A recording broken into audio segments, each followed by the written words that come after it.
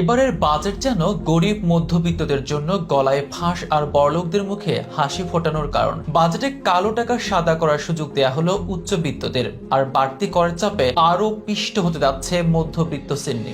একদিকে কর দিয়ে নগদ টাকা বিনা প্রশ্নে বৈধ বা সাদা করা যাবে, একইভাবে জমি, ফ্ল্যাট, অ্যাপার্টমেন্ট কিনেও এলাকা ভেদে নির্দিষ্ট হারে কর দিয়ে টাকা সাদা করা যাবে। অন্যদিকে রাজস্ব আয় বাড়ানোর নিশানার চাপে পড়তে যাচ্ছে মধ্যবিত্ত।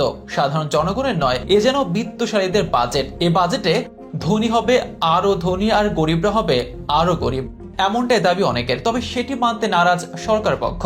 সময়োপযোগী বাজেট বলেই দাবি তাদের। বাজেট নিয়ে নানা বিশ্লেষণায় খতিয়ে দেখা হচ্ছে দুর্দশা কমবে নাকি বাড়বে সমাজের মধ্যবিত্তদের। কালো টাকা সাদা করার সুযোগে কতটা আঙুল ফুলবে দেশের 100টি মানুষের, কতটাই বা চাঙ্গা হবে দেশের অর্থনীতি, এসবের বিস্তারিত নিয়ে থাকছে এখনকার বিশেষ বাজেট বিশ্লেষণ।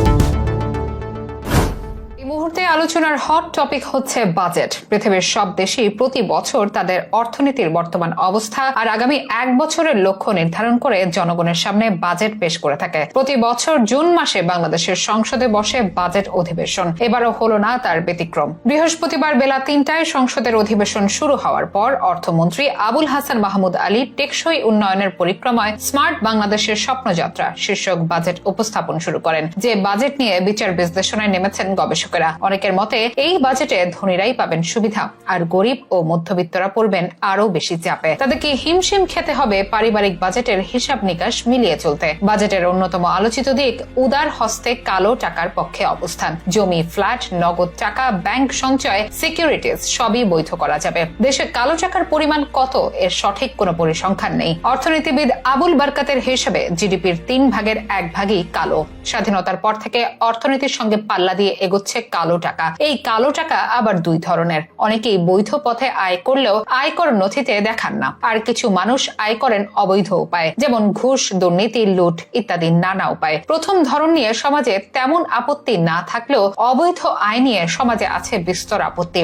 আইনের চোখেও তা গুরুতর অপরাধ। তবে 15% কর দিয়ে নগদ টাকা, ব্যাংক সঞ্চয়, সিকিউরিটিজ সবই বৈধ করা যাবে। জমি ও ফ্ল্যাটও বৈধ করা যাবে। এই খবরে অনেক উচ্চবিত্ত যখন খুশিতে মাতোয়ারা, তখন বাজেট দুশ্চিন্তা বাড়িয়েছে মধ্যবিত্তদের। বাড়িতে করের চাপে পিষ্ট হওয়ার সম্ভাবনা তাদের মনে। এজন্য মুদ্রার এপিট আর ওপিট। বছর জুড়ে নিয়মিত আলোচনায় দ্রব্যমূল্য বৃদ্ধির খবর, যার কারণ হিসেবে শক্তিশালী সিন্ডিকেটের কাছে সরকারি নীতি নির্ধারকদের অসহায় উপস্থাপন, করোনার প্রভাব, বিশ্বজনীন অস্থিরতা বা ডলার সংকট। দিন শেষে অশেষ ভোগান্তি সাধারণ জনগণের, কম আয়ের মানুষদের। মধ্যবিত্ত শ্রেণীর মানুষের অতি প্রয়োজনীয় অনেক পণ্য ও সেবায় শুল্ক কর বাড়ানো হচ্ছে। বাড়ছে না করমুক্ত আয়ের সীমা, আরো 5% সম্পূরক শুল্ক বসছে মোবাইল ফোনের খরচে। বাড়তি শুল্কের কারণে দাম বাড়বে সিগারেটের। এদিকে বর্তমানে শূন্য শুল্ক দিয়ে আমদানি করা যায় চাল, গম, ভুট্টা, সরিষা বীজ, পরিশোধিত সয়াবিন তেল, ভিটামিন, ইনসুলিন, ডায়াবেটিস সহ বিভিন্ন অত্যাবশ্যক ওষুধ ও তার কাঁচামাল। তবে নতুন করে শুল্ক যোগ হচ্ছে